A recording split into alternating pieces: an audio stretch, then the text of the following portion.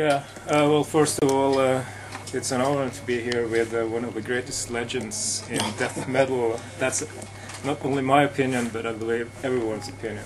So, Mr. George Fisher, how is it being here in Oslo? Great. I slept most of the day, so I didn't really go check anything out. But after this, I'm gonna go eat. So. You just mentioned just a few minutes ago you have a cough. How does that influence your performance on stage? Well, yeah, it can be tough. I mean, because you're coughing all day. You can hear my voice still a little, I mean, it's normally fucked up sounding anyway, but now it's more so. You're just coughing all day, so you cough all day. I sing from the diaphragm, so you're just, when you're coughing, that's being worked too, and then just shred your voice. I mean, just some nights I'm just on stage, the voice does not sound like how it's supposed to sound. It's not powerful at all, and it sucks because I'm pushing out as hard as I can. I'm doing everything I can do to sing the way I sing, and usually no one complains. They're like, "Oh, it sounded fine." So I know it's probably 50% mental, but it's really frustrating. But I mean, I didn't party for like 9 days. I didn't drink anything, any beer or anything. I drank juice and tried to eat better, take medicine, and it took like 7-8 days before and I still have the last remains of a cough. So on this tour, you're touring with Children of Bottom. How has that been so far? Is it been a good experience? Yeah, it's been great. Crowds have been really good. A lot of people that I know maybe know who we are, but aren't actually fans of the band. Especially in the front row, get lots of people, hanging out.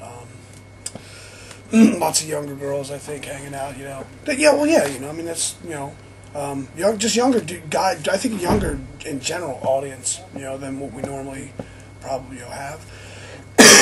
And they're probably scared shitless,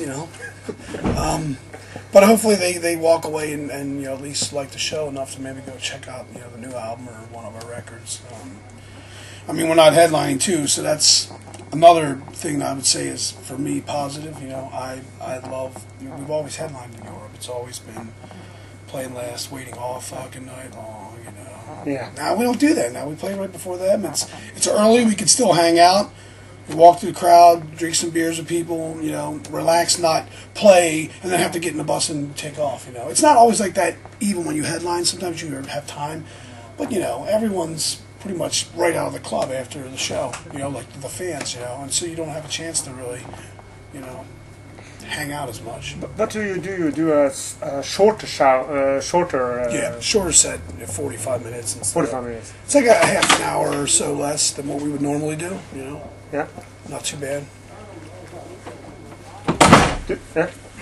Please continue, just. Yeah, I wonder when you do a shorter set, is it easier to get to give even more on stage when you know that you are done before, instead of playing like 1.5 hours? Oh, we you put out everything you have, every show, and when you have less time, it's maybe easier to expend more energy because you're. You don't have, you look on a set list and you're like, oh, 12 songs, not 19. Yeah, So by the time you're at song 8 or 9, you're like, fuck yeah, you could still go off a little bit more than, I don't know if I don't think I headbang any faster for the shorter sets than the longer sets. It's just more pacing yourself. But I guess you could, you could just expend more energy because it's just less time and you don't have to. I mean, and we're trying to go faster too because we try to fit 12 songs within 45 minutes, and usually I think we're doing okay as far because we try to get on as soon as the album's done. We're like, let's go get on.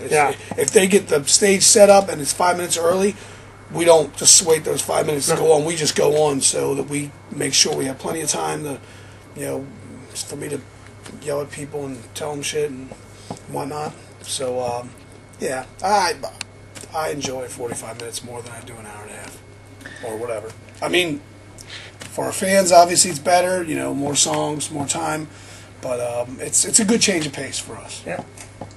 We're probably going a bit back and forwards now, but you mentioned you're singing with your diaphragm. Does your technique, your vocal, your vocals, does it require any restitution after a show, or are you?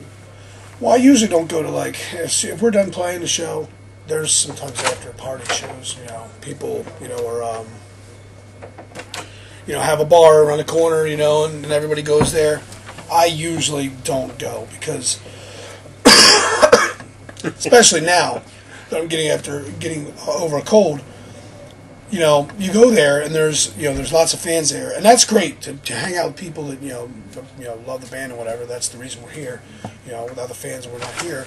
But I mean, if I go there all night and talk over loud music and have to extend my voice and use it even further, it strains it. So and I'm stupid. I'm stubborn too. If I start getting in a club and they're playing music, I start headbanging, singing shit, and next thing you know, my voice is really fried for the next day. So I gotta take care of that. I gotta make sure that I'm not overextending myself.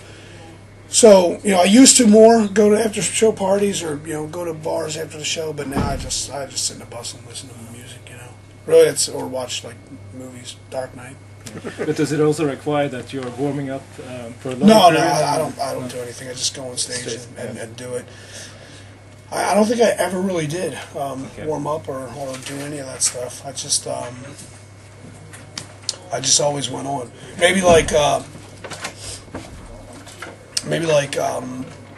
when we get on stage, my hair's down, I might just do okay, it sounds like okay. Sound check. That's it, pretty much so. And then it's 1, 2, 3, 4, go. Yeah. I never did. I used to hear different people. They do lots of warm ups and whatnot.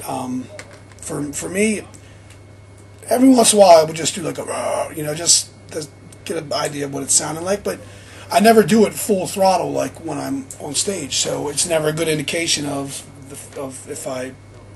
I never know for sure and once you start actually singing the songs and the adrenaline hits. When the adrenaline kicks in, I think there's more to the voice even then. You know what I mean? It definitely fuels me. So, the crowd too. A lot of different factors. So warming up, I don't know.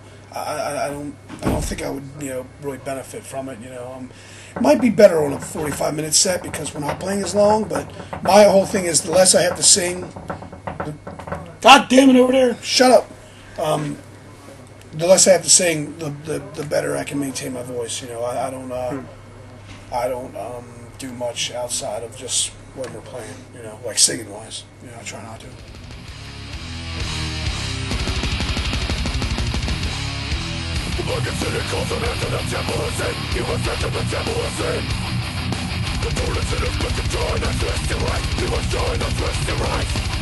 The priest's eyes bleed, burn the surface of flesh, tear apart the surface of flesh. The new abortion falls away.